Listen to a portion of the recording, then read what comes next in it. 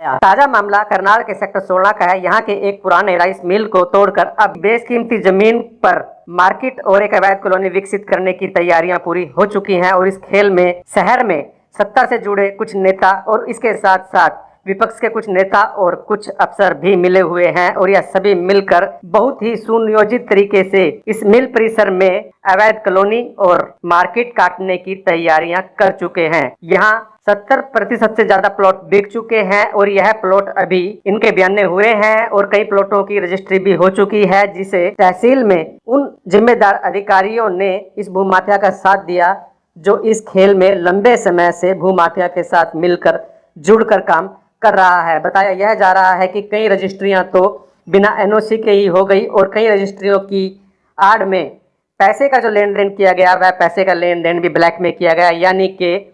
इस पूरे खेल में ब्लैक मनी और हवाला के मनी का जमकर इस्तेमाल हो रहा है। बताया तो यह जा रहा है कि जिस मिल मालिक ने इस जमीन को इन भूमाफिया को बेचा है उसने भी कई करोड़ रुपए 2 नंबर यानी कि ब्लैक में लिए हैं और सफेद पोशों ने और जिन सफेद पोशों ने इस जमीन को खरीदा है उन्होंने भी कई करोड़ रुपए जमीन के मालिक को ब्लैक में दिए हैं, यानी कि कहीं न कहीं इस जमीन की खरीद फरोख्त में ब्लैक मनी और हवाले के पैसे का जमकर इस्तेमाल किया गया। लेकिन इसके बावजूद भी इन सफेद पोशों पर अभी तक किसी सरकारी एजेंसी की नजर नहीं पड़ी। इस खेल में कई अफसर, कई नेता और कई नामचीन लोग शामिल हैं। यही वजह है कि अफसर पकड़े जाते हैं लेकिन इस भूमाफिया की तरफ विजिलेंस और जांच एजेंसियां अभी तक नजर उठाकर भी देखने। शहर के सेक्टर 16 के इस पुराने मिल की जमीन पर जो कॉलोनी विकसित हो रही है, जो अवैध कॉलोनी विकसित हो रही है, इस भूमाफिया के गठजोड़ में शहर के कई नामचीन लोग शामिल हैं और इस वजह से चूंकि इनकी पकड़ सत्ता में भी काफी मजबूत है, इसलिए विजिलेंस और अन्य जांच एजेंसियों के साथ साथ डीटीपी विभाग भी इस ओर ध्यान नहीं दे रहा। तहसील में भी इस जमीन की धड़ाधड़ हर रोज रजिस्ट्रियां हो रही हैं। बताया तो यहाँ तक जा रहा है कि इस मिल की जमीन को बयानों पर ही बेच दिया गया है और इस खेल में शहर का एक पुराना भूमाफिया यानी कि राजकुमार जुनेजा भी किसी न किसी स्तर पर जुड़ा हुआ है। इसके साथ साथ राजकुमार जुनेजा ने इस बार अपनी पूरी रणनीति को बदलते हुए शहर के एक नामचीन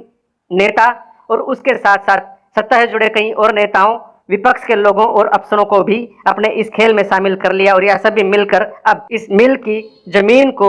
बेचकर करोड़ों के वारे नारे करने में जुटे हुए हैं। यहाँ पर लगातार हर रोज प्लाट कट रहे हैं, प्लाटों की रजिस्ट्री हो रही है, लेकिन ना तो तहसील और ना ही डीटीपी विभाग इस ओर ध्यान दे रहा है। बताया यह जा रहा है कि तहसील में इस मिल की जमीन की जितनी भी रजिस्ट्री हुई है, इन रजिस्ट्रियों में किसी पर भी एनओसी नहीं है, यानी कि डीटीपी ने इस जमीन की एनओसी जारी नहीं की। इसके बावजूद भी तहसील में रजिस्ट्री हो चुकी है या तहसील में रजिस्ट्रियां की जा रही हैं, लेकिन इन रजिस्ट्रियों को रुकवाने के लिए किसी भी स्तर पर कोई प्रयास अभी तक नहीं किए गए। यह अलग बात है कि करनाल की तहसील का कार्यभार देख रहे तहसीलदार मिस्टर सिंगला को विजिलेंस ने गिरफ्तार किया, लेकिन अभी तक विजिलेंस ने भी निखिल सिंगला की इस पुराने मिल की जमीन में हो रही रजिस्ट्रियों में उसकी भूमिका की कतई जांच नहीं की, यानी कि कहीं न कहीं विजिलेंस ने भी इस मामले में अनदेखी की है। और यदि निखिल सिंगला की भूमिका की जांच होती तो पता चलता कि निखिल सिंगला ने करनाल के इस मिल की जमीन की कितनी रजिस्ट्रियां की हैं। यदि इन रजिस्ट्रियों की सिलसिलेवार जांच होती तो कई सारे तथ्य, कई सारे घोटाले सामने आ सकते थे, लेकिन विजिलेंस ने पता नहीं किन कारणों से इस ओर ध्यान नहीं दिया। इतना ही नहीं, जिस तरह से इस मिल परिसर की जमीन को बेचने का काम धड़ल्ले से चल रहा है, इससे यह लग रहा है कि शहर में लैंड माफिया पर सरकार की और प्रशासन की कतई कोई पकड़ नहीं है। लैंड माफिया को सरकार और प्रशासन का कोई डर नहीं है और यही वजह है कि करनाल में धड़ल्ले से मिल परिसर की जमीन को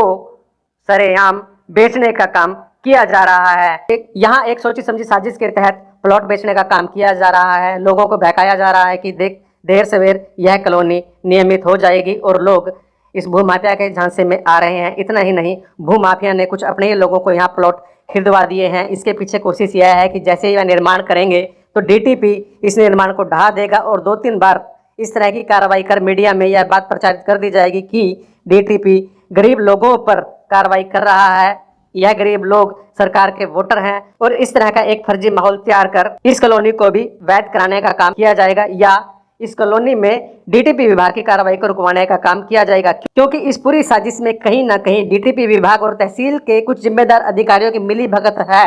इसलिए वह भी इस मौके की ताक में है कि कब यहाँ पर निर्माण शुरू हो और कब वह एक दो निर्माण ढहाकर सरकारी दस्तावेज में अपनी मुस्तैदी को दर्ज कर इस पूरे गड़बड़ घोटाले को अंजाम दे सकें। बहरहाल इस पूरे घोटाले पर हमारी नज़र बनी रहेगी। हम इसी तरह से निर्भीक तरीके से यह मामले उठाते रहेंगे और हम आपको बताएंगे कि किस तरह से और कौन कौन लोग कब कब इस जमीन की रजिस्ट्री करा रहे हैं। द न्यूज इनसाइडर ने तहसील विभाग में इस मामले को लेकर एक आरटीआई लगाई है। इतना ही नहीं, द न्यूज इनसाइडर ने बयाने की कुछ कापियां भी जुटाई हैं और जैसे ही ये कापियां हमें मिलती है हम इनको पूरी तरह से सार्वजनिक करेंगे और बताएंगे कि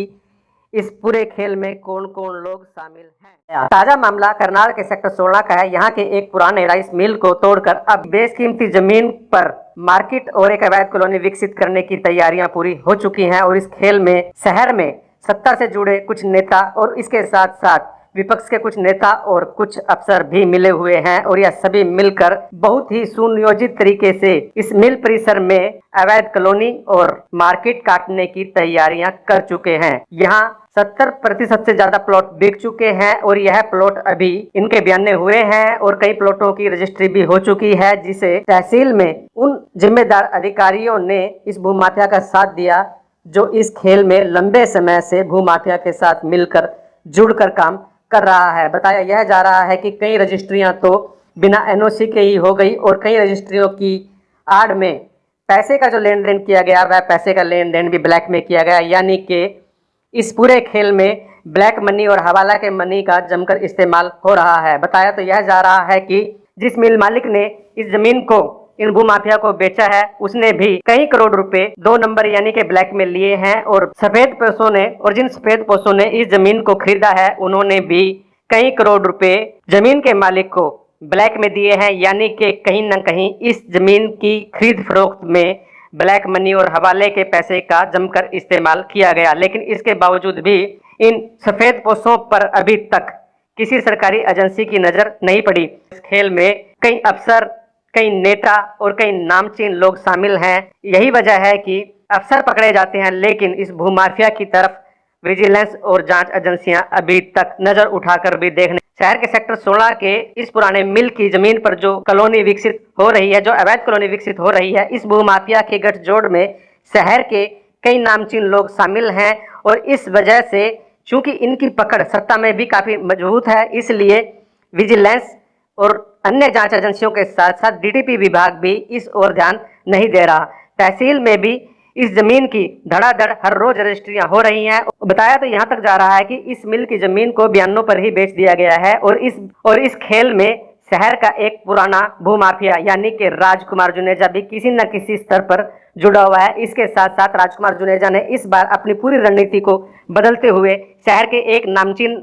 नेता और उसके साथ साथ सत्ता से जुड़े कई और नेताओं, विपक्ष के लोगों और अफसरों को भी अपने इस खेल में शामिल कर लिया और यह सभी मिलकर अब इस मिल की जमीन को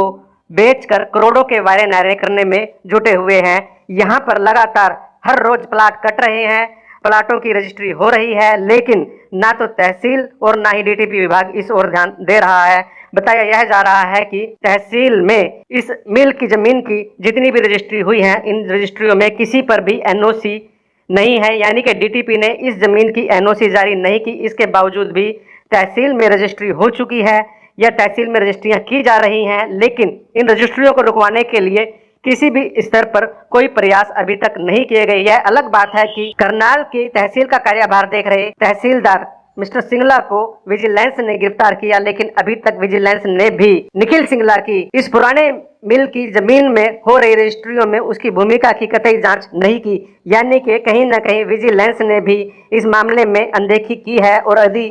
निखिल सिंगला की भूमिका की जांच होती तो पता चलता कि निखिल सिंगला ने करनाल के इस मिल की जमीन की कितनी रजिस्ट्रियां की हैं। यदि इन रजिस्ट्रियों की सिलसिलेवार जांच होती तो कई सारे तथ्य, कई सारे घोटाले सामने आ सकते थे, लेकिन विजिलेंस ने पता नहीं किन कारणों से इस ओर ध्यान नहीं दिया। इतना ही नहीं, जिस तरह से इस मिल परिसर की जमीन को बेचने का काम धड़ल्ले से चल रहा है, इससे यह लग रहा है कि शहर में लैंड माफिया पर सरकार की और प्रशासन की कतई कोई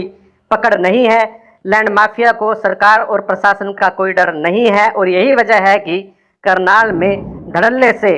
मिल परिसर की जमीन को